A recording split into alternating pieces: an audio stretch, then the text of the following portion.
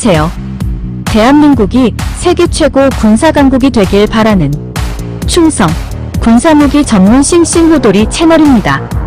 구독, 좋아요, 알림 설정 부탁드리겠습니다. 아파치에 대항하기 위해 차기 공격 헬기로 개발된 카모프 KA-52에 대하여 알려드리겠습니다. 처음 카모프 설계국에서 개발 중일 때는 베어울프라고 칭했고 서방 국가의 에어쇼에 참가한 적도 있습니다. 현재 영어로는 블랙샤크라고 불립니다.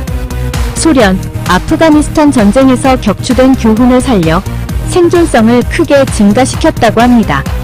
무려 100m 거리에서 23mm 탄을 막아낼 정도로 방탄 능력이 뛰어나며 생존성을 높인 설계가 특징입니다. 그러나 2022년 러시아의 우크라이나 침공에서는 3월까지 최소 4기의 KA-52가 격추되었는데 그중 한 기는 사출 좌석이 작동하여 파일럿을 살려낸 것이 포착되었으며 다른 한 기는 호버링 중 스투흐나피 대전차 미사일에 맞아 격추되는 매우 보기 드문 광경을 연출했습니다. 이후 2022년 3월까지 육안으로 격추 및 노획이 확인된 KA-52는 31기가 되었습니다. 이후 영국의 군사 웹사이트 등에 따르면 대략 전체 운용량의 10% 이상이 격추된 것으로 여겨지고 있습니다. 이렇게 큰 손실을 입는 것에 대한 원인으로 우크라이나군이 대량의 휴대용 대공 미사일을 운용하고 있고 저공에서 화력 지원 임무를 맡다 보니 이런 대공 화기에 더 많이 노출되기 때문으로 여겨집니다. 특히 다른 수송 헬기나 구형 공격 헬기들이 임무를 수행하는 동안 호위 임무에 동원되며 출격 자체도 많았다고 합니다. 일반적으로 헬리콥터는 상부에서 로터가 회전하기 때문에 사출 좌석을 장착하지 않는 것이 원칙입니다. 그러나 KA-52는 사출 레버를 당기면 로터부에 장착된 폭약이 기폭되어 로터가 기체에서 폭파 분리된 후 사출 좌석이 작동합니다. 현재까지 세계에서 유일무이한 사출 좌석을 장비한 공격용 헬리콥터입니다. 사출 좌석 작동 시 기체에서 분리되는 로터 블레이드로 인해 편대 비행 중인 아군기에게 피해를 입힐 가능성이 존재하므로 KA-52는 작전 시 안전거리를 두도록 전술교리에 명시되어 있습니다. 이게 논란거리가 되는 이유는 일단 35m라는 거리 자체가 절대 짧은 게 아니며 헬기는 저공을 비교적 저속으로 날기 때문에 헬기 간의 저 거리 미만으로 거리를 좁혀 활동하는 경우도 많습니다. 또한 만에 하나 아군이 이보다 가까이 있을 경우 아군의 안전 문제 때문에라도 어차피 사출 좌석을 못 씁니다. KA-52가 밀집 대형을 취하지 못한다는 소리는 아니지만 사출 좌석을 쓰자니 작전의 융통성이 약간 줄어들고 작전 밀집 대형인 상태에서 피격되었을 경우 사출 좌석을 사용하기 곤란하여 다른 헬리콥터처럼 오토 로테이션을 이용한 불시착 등을 시도해야 합니다. 기수 랜딩 기어가 반인입식으로 설계되어 있는 등 추락 시 충격 완화 설계도 충실히 되어 있습니다. 우크라이나 러시아 전쟁에서 비시오르드 근처 드네프르강에서 맨페즈에 맞은 KA-52가 추락했는데 사출 좌석이 작동하여 조종사 2명을 모두 살려내는 등 실전에서 생존성을 증명하였습니다. 공격 헬리콥터로서는 특이하게도 1인승 단좌기입니다. 처음 카모프에서는 조종사 혼자서도 비행과 대지 공격이 가능하다고 판단하여 1인승으로 개발하였습니다. 이로 인해 발생한 여유를 이용해 장갑 등을 증설함으로써 승무원 생존성 강화를 추구할 수 있었습니다. 복좌형인 KA-52 엘리게이터 1인승의 문제점 때문에 2인승으로 개발된 것이 아니라 AH-64 아파치 롱보우처럼 4대1이나 5대1로 섞어서 쓰는 일종의 지휘관기로 처음 개발되었습니다.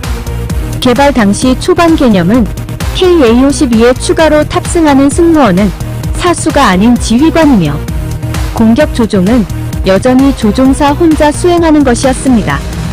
뛰어난 자동화로 한 명만 있어도 작전에 문제가 없다는 자신감이었던 셈입니다.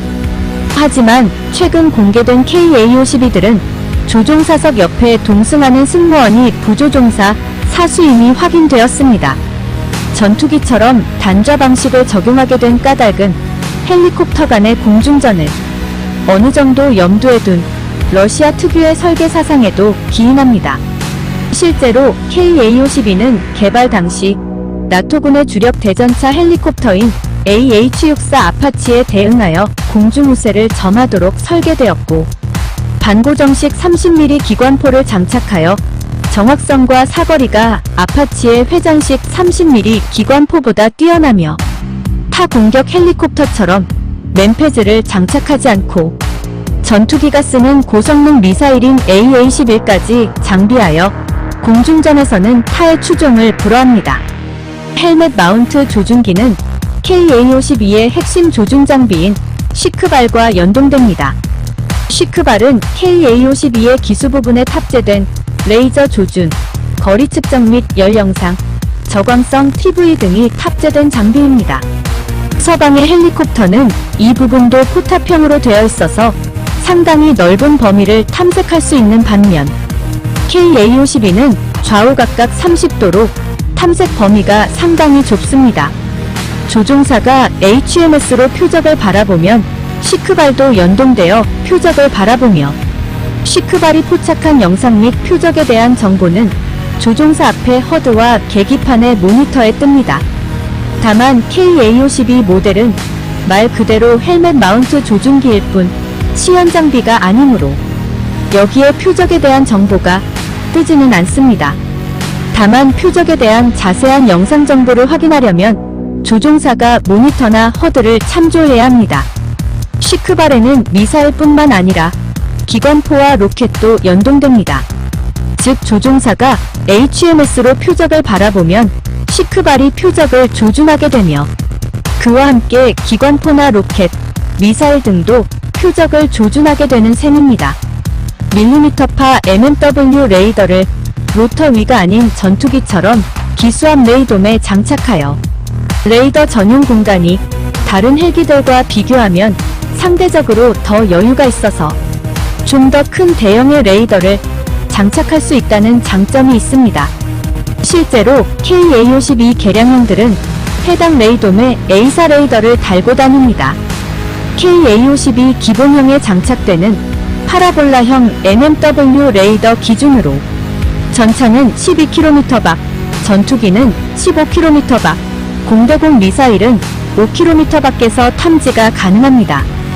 또한 허미즈 A 공대지 미사일로 15에서 20km 밖의 목표를 공략할 수 있으며, 대레이더 미사일이나 소형 순항 미사일 장착이 가능하며, 심지어는 하푼급인 대함 미사일도 장착할 수 있어 단일 화력만으로는 세계 최정상급이라 볼 수 있습니다. 때문에 적 대공포 밖에서 효과적인 작전 수행이 가능합니다. 러시아 국방부는 KA-52 헬리콥터의 가격을 승인했으며, 도입 가격은 10억 7,500만 루블 규모의 가격이라고 합니다. 2023년까지 KA-52M 버전 공격 헬기 30대가 러시아군에 인도되며, 2027년까지 러시아군은 100대 이상의 새로운 KA-52M을 도입할 계획입니다. 2015년 12월 말 이집트가 최초로 46대 구매 계약을 체결하였으며, 공군 지상 운용형과 미스트랄급 상륙함에서 운용할 해상형의 KA-52의 수출 버전 KA-52S를 도입했습니다. 그러나 상륙함에서의 방향 처리 문제 및 운용 성능 문제가 발생하여 공군 지상 운용으로 전환하고, 상륙함에 아파치 가디언 헬기 10대를 추가로 도입해서 기존 아파치 헬기와 함께 상륙함에서 해상형으로 운용하고 있다고 합니다. 시청해주셔서 감사합니다. 구독, 좋아요, 알림 설정 부탁드리겠습니다. 대한민국 파이팅!